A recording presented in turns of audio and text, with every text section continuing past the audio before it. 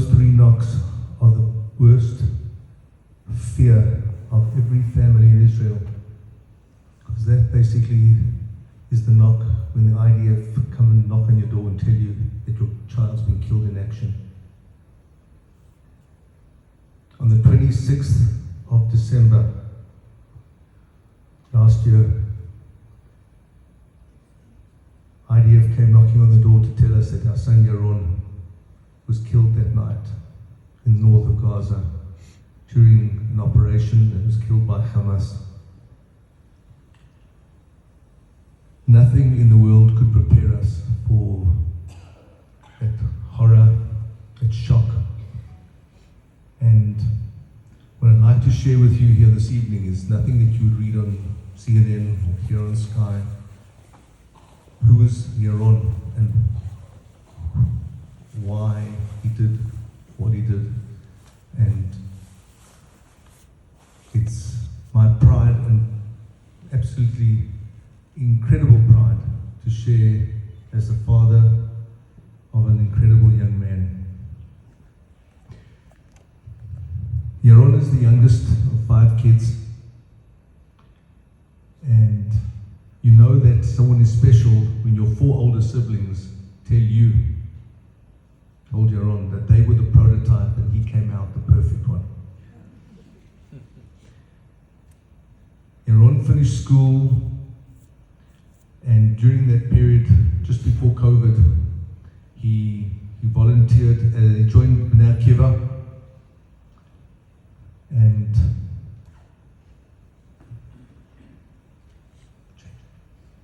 he, instead of just being a regular madrich, he took it upon himself to look after the special needs children. It takes a hell of a character to give up his time for such a challenge. And then when it came time to join the army, he decided to go to Mechina for 2 years, and he went to Chalamish, which is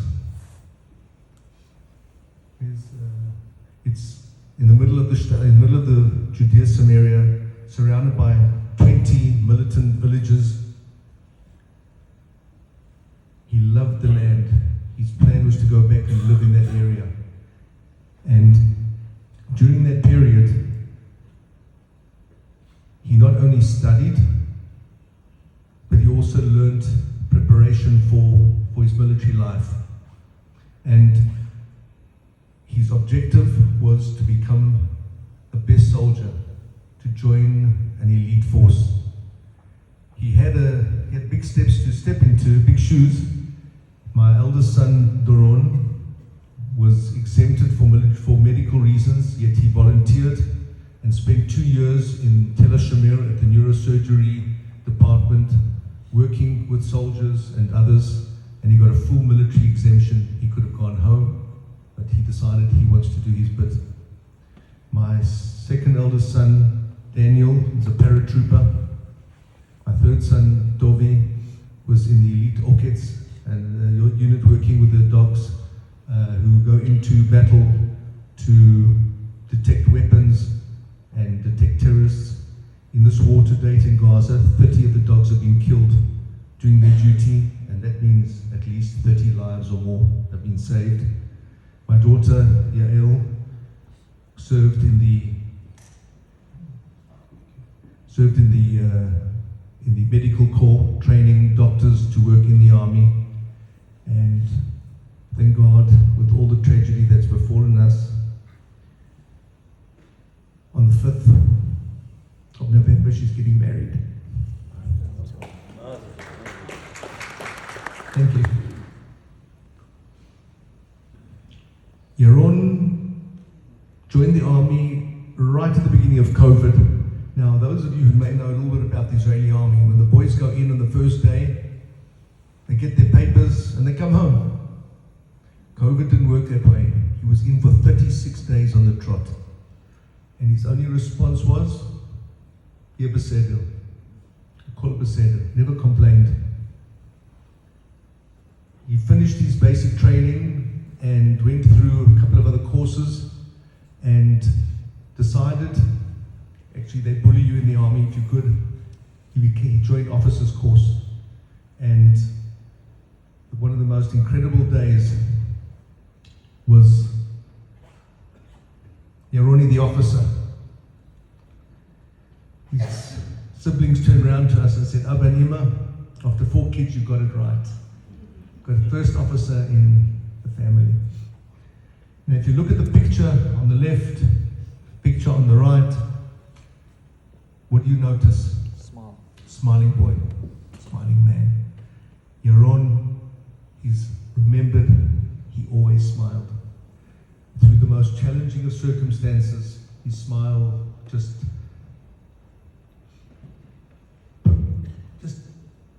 captured the imagination of everybody.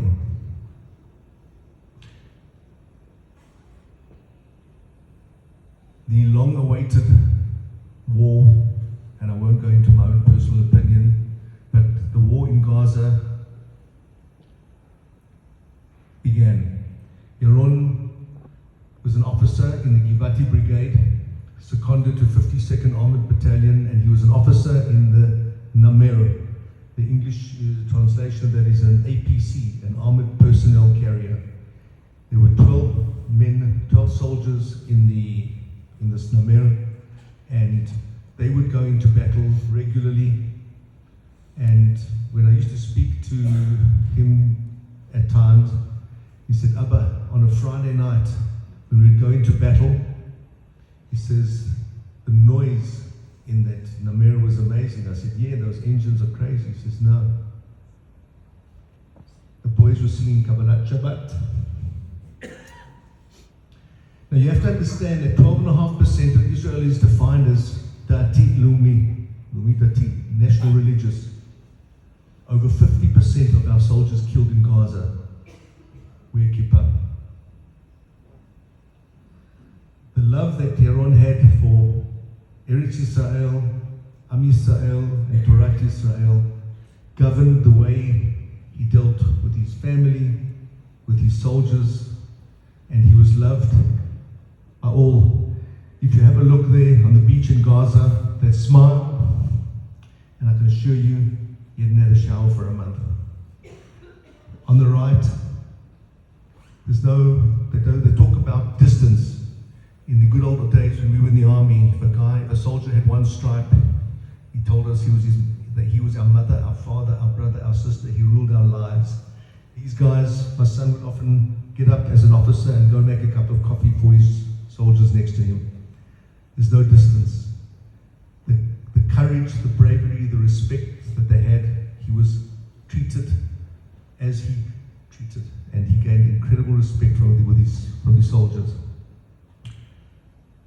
Tragically, on one of the missions,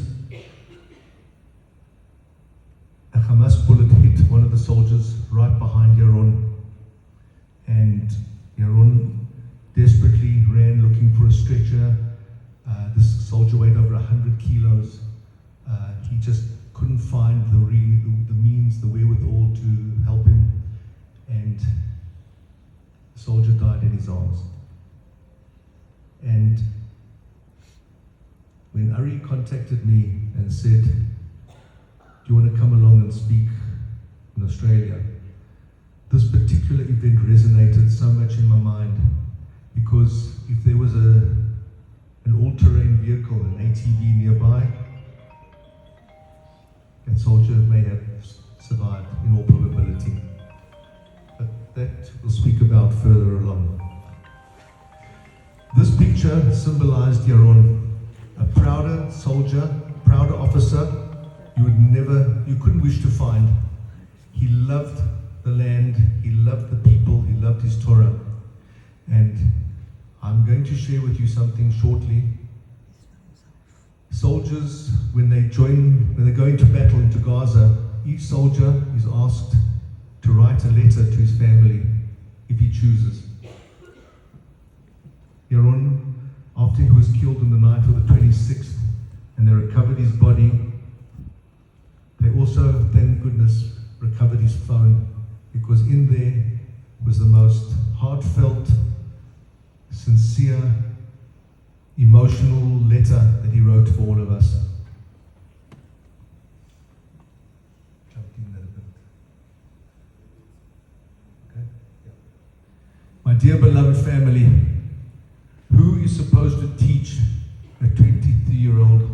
such a letter. What a special and fantastic country. I feel privileged to take part in the defense of the country, even if I complain all day that my bum hurts from sitting in an armored personnel carrier for 40 hours. I feel part of the history that is being written now for the state of Israel. Mom, Dad, Yaron, Daniel, Dobby, Yaeli, thank you. Thank you for educating me about sanctifying God, kindness and love for the land. It's all thanks to you and for you. If it weren't for you,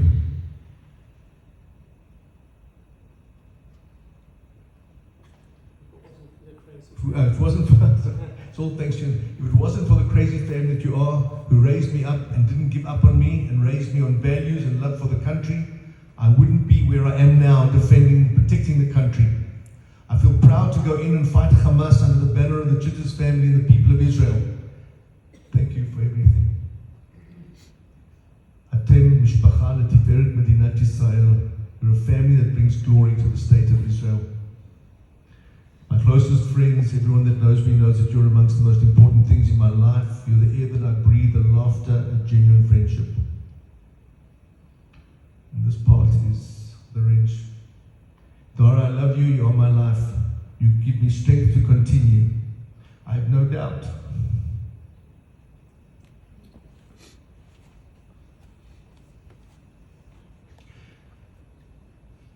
My future will be with you. I hope that this letter is irrelevant.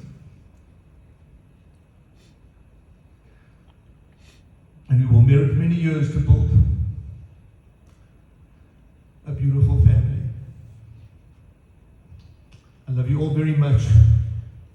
I'm Yaron Hy. Now, Yaron wasn't a Superman. He was a proud Jew, a proud Israeli. He could have been any one of your sons, any one of your grandsons. He could have been your friend, your relative. It is the absolute, unwavering courage and belief and love in protecting the land that our soldiers go every day into battle.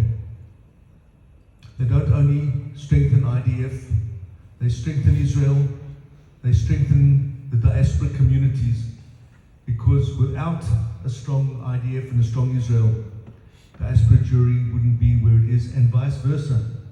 As much as you rely on us for strength, we also rely on you. And for all of you, as Ari was saying, our sons and girls might be the standing on the borders fighting, but you are fighting a different battle over here. You're standing up, and your pride, your Jewishness is for us the battle that we love and respect as well. So thank you for that.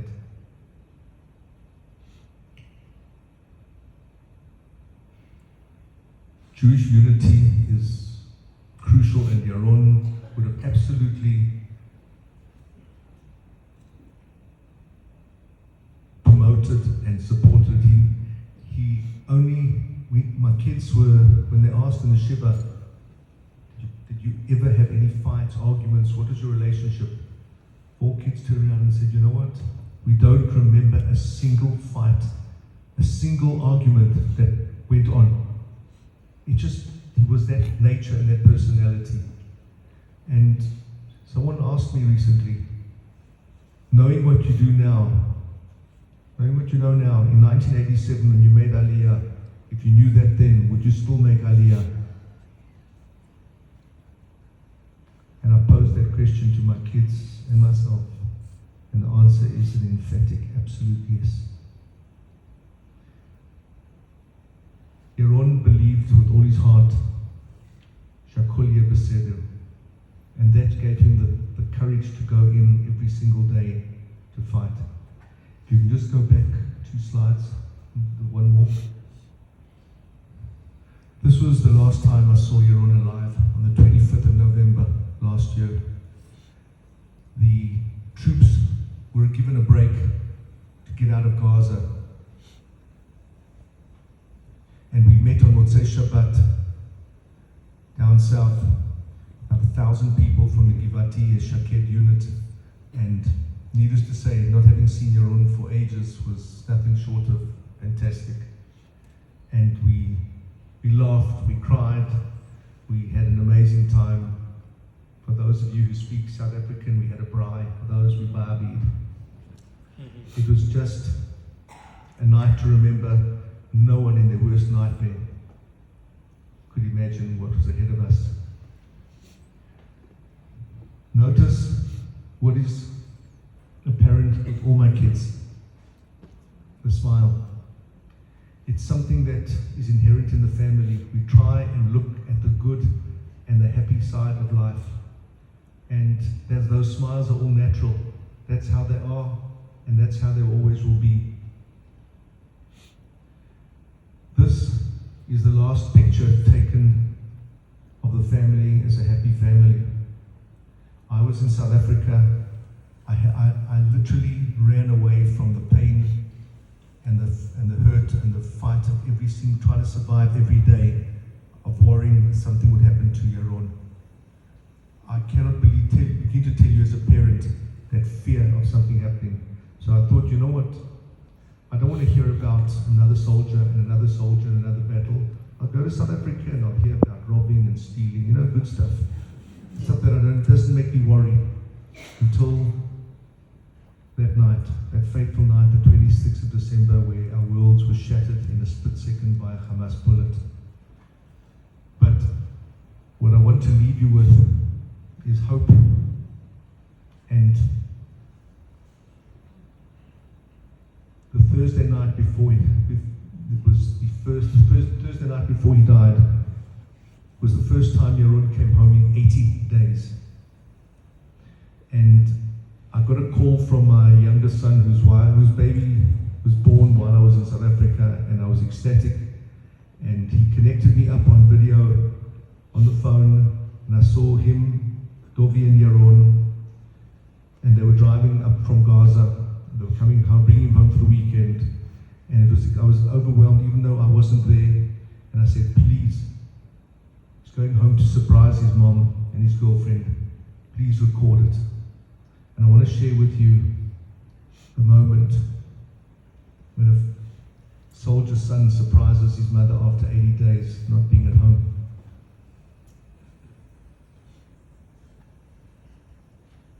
And I want the CrossFit shirt. And